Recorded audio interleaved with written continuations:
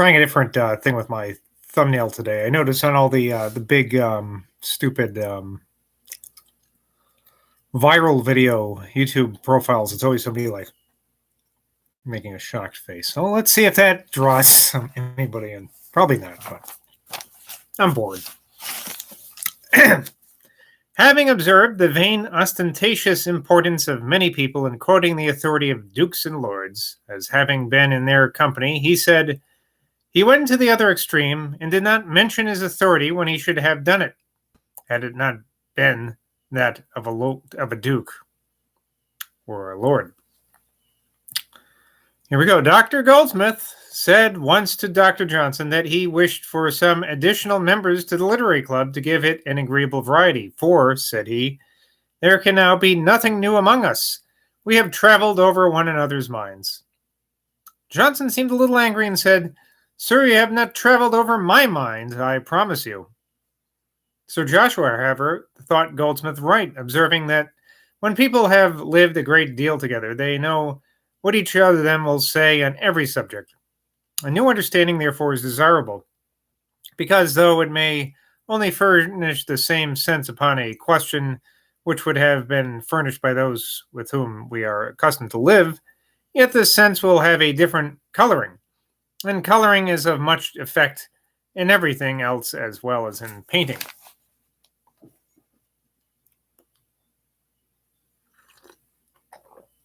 Johnson used to say that he made it a constant rule to talk as well as he could, both as to sentiment and expression, by which means what had been originally effort became familiar and easy.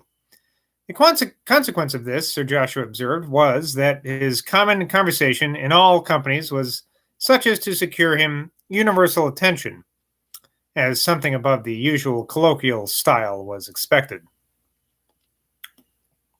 Yet, though Johnson had this habit in company, when another mode was necessary in order to investigate truth, he could descend to a language intelligible to the meanest capacity. An instance of this was witnessed by Sir Joshua Reynolds when they were present at an examination of a little blackguard boy by Mr. Saunders Welch, the late Westminster Justice. Welsh, who imagined that he was exalting himself in Dr. Johnson's eyes by using big words, spoke in a manner that was utterly unintelligible to the boy. Dr. Johnson, perceiving it, addressed himself to the boy and changed the pompous phraseology into colloquial language. Sir Joshua Reynolds, who was much amused by this procedure, which seemed a kind of reversing of what might have been expected from the two men, took notice of it to Dr. Johnson as they walked away by themselves. Johnson said that it was continually the case, and that he was always obliged to translate the justice's swelling diction, smiling, so as that his meaning might be understood by the vulgar from whom information was to be obtained.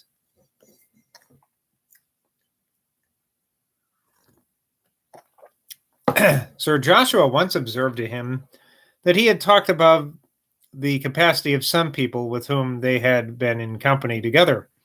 No matter, sir, said Johnson. They consider it as a compliment to be talked to, as if they were wiser than they are. So true is this, sir, that Baxter made it a rule in every sermon that he preached to say something that was above the capacity of the audience. The justice of this remark is confirmed by the following story, for which I have indebted to Lord Eliot. A country parson who was remarkable for quoting scraps of Latin in his sermons, having died, one of his parishioners was asked how he liked his successor. He is a very good preacher, was his answer, but no Latiner. Johnson's dexterity in retort, when he seemed to be driven to an extremity by his adversary, was very remarkable. Of his power in this respect, our common friend, Mr. Wyndham of Norfolk, has been pleased to furnish me with an eminent instance. However unfavorable to Scotland, he uniformly gave liberal praise to George Buchanan as a writer. In a conversation concerning the literary merits of the two countries, in which Buchanan was introduced, a Scotchman, imagining that of his ground he should have an undoubted triumph over him, exclaimed, "Ah, Dr. Johnson, What would you say have said of Buchanan had he been an Englishman? Why, sir, said Johnson, after a little pause, I should have not I should not have said of Buchanan, had he been an Englishman, what I will now say of him as a Scotchman, that he was the only man of genius his country ever produced. Oh, does not like the Scots. And this brings to my recollection another instance of the same nature. I once reminded him that when Dr. Adam Smith was expatiating on the beauty of Glasgow, he had cut him short by saying, "Pray, sir, have you ever seen Brentford?" And I took the liberty to add, "My dear sir, surely that was shocking." "Why, then, sir," he replied, "you have never seen Brentford." Though his usual phrase for a conversation was talk, he had a distinction. For when he once told me that he dined the day before at a friend's house with a very pretty company, and I asked him if there was good conversation, he answered, "No, sir, we had talk enough, but no conversation. There was nothing discussed." Talking of the success of the Scotch in London, he imputed it in a considerable degree to their spirit of nationality. "You know, sir," said he, "that no Scotchman publishes a book or has a play brought upon the stage, but there are 500 people ready to applaud him." He gave much praise to his friend Dr. Burney's elegant and entertaining travels, and told Mr. Seward that he had them in his eye when writing his Journal to the Western Island of Scotland. Such was his sensibility, and so much was he affected by pathetic poetry, that when he was reading Dr. Beattie's Hermit in my presence, it brought tears into his eyes. He disapproved much of mingling real facts with fiction. On this account, he censored a book entitled Love and Madness. Mr. Hoole told him he was born in Mooresfield and had received part of his early instruction in Grub Street. "Sir," said Johnson, smiling, "you have been regularly educated." Having asked who was his instructor, and Mr. Hoole having answered, "My uncle, sir, who was a tailor," Johnson, recollecting himself, said, "Sir, I knew him. We called him the metaphysical tailor. He was of a club in Old Street with me and George Samananzer and some others. But pray, sir, was he a good tailor?" Mr. Hoole, having answered that he believed he was too mathematical and used to draw squares and triangles on his shopboard, so that he did not excel in the cut of a coat. "I am sorry for it," said Johnson, "for I would have every man to be master of his own business." In pleasant reference to himself and Mr. Hoole as brother authors, he often said, "Let you and I, sir, go together and eat a beefsteak in Grub Street."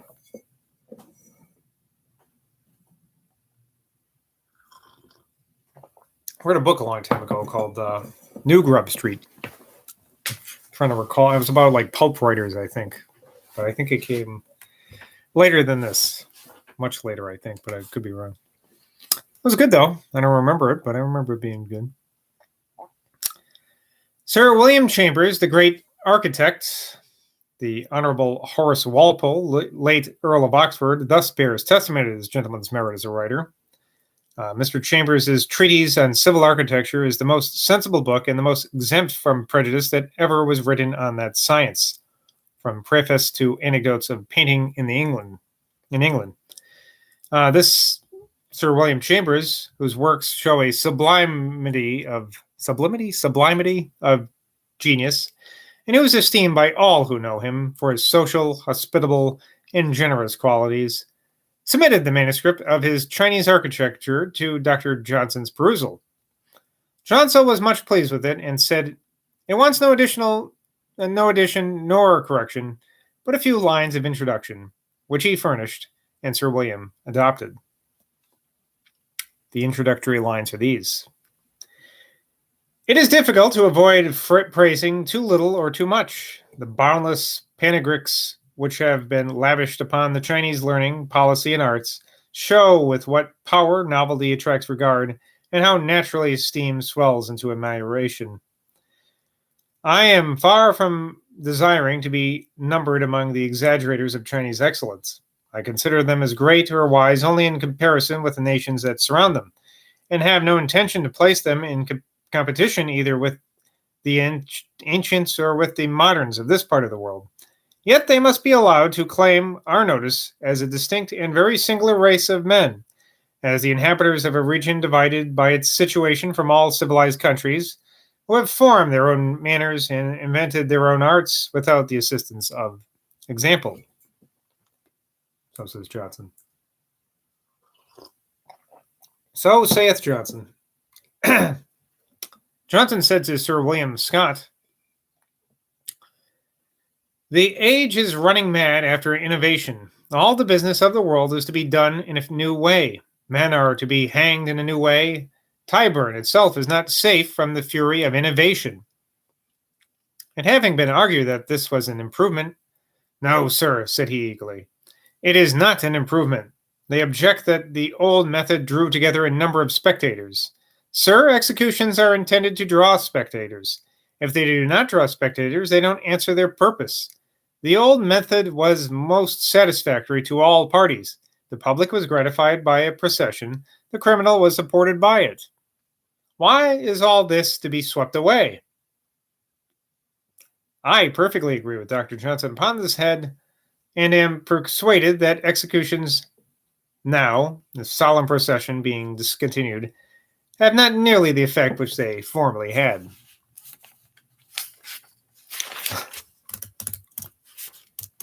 Magistrates, both in London and elsewhere, have, I am afraid, in this, had too much regard to their own ease.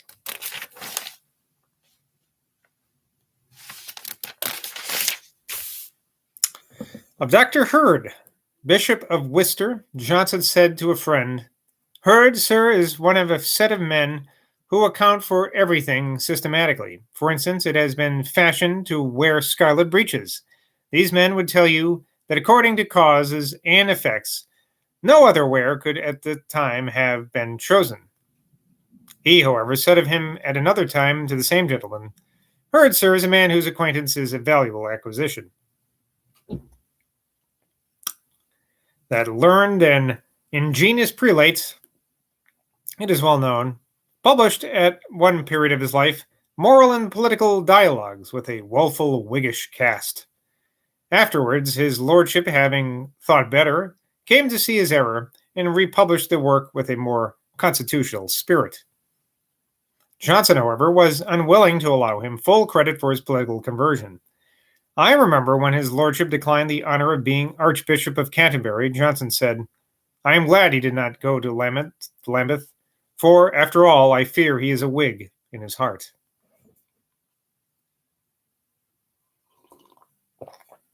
Johnson's attention to precision and clearness and expression was very remarkable. He disapproved of parentheses, and I believe in all his voluminous writings, not half a dozen of them will be found.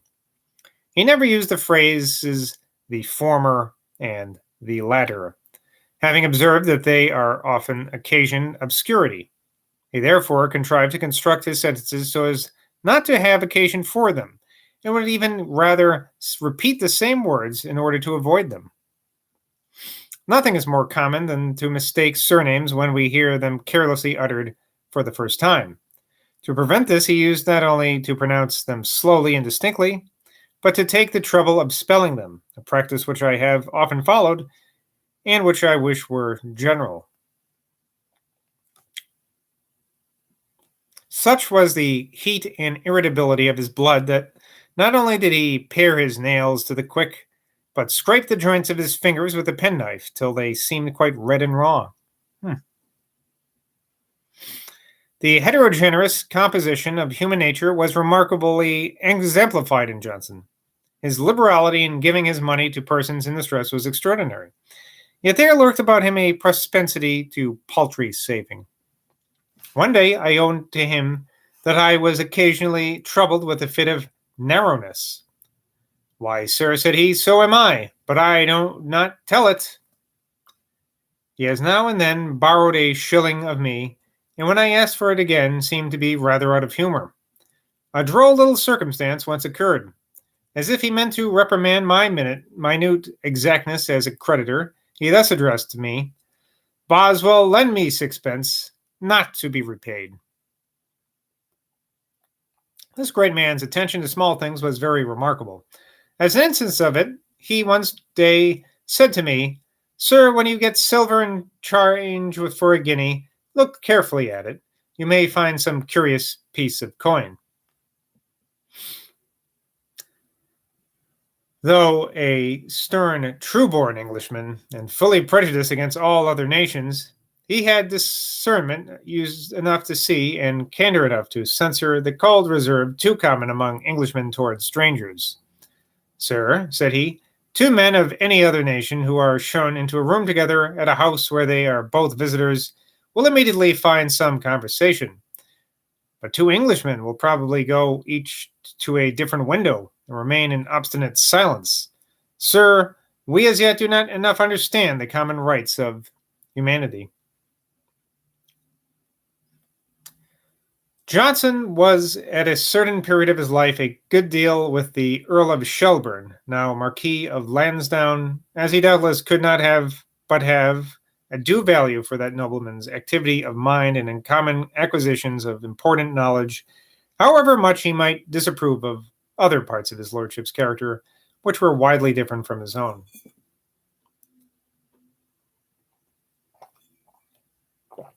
Maurice Morgan, Esquire, author of the very ingenious essay on the character of Falstaff, being a particular friend of his lordship, had once an opportunity of entertaining Johnson for a day or two at Wycombe,